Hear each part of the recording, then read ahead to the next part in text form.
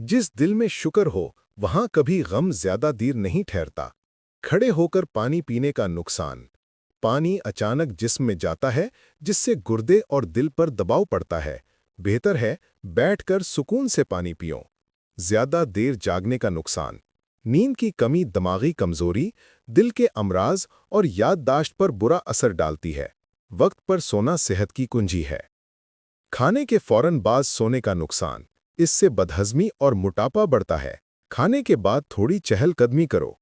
गुस्से में खाना खाने का नुकसान। इससे हाजमा खराब और मैदा कमजोर होता है। पहले सुकून हासिल करो फिर खाओ। बहुत ज्यादा नमक का नुकसान। नमक की ज्यादती ब्लड प्रेशर और दिल की बीमारियों का बायस बनती है।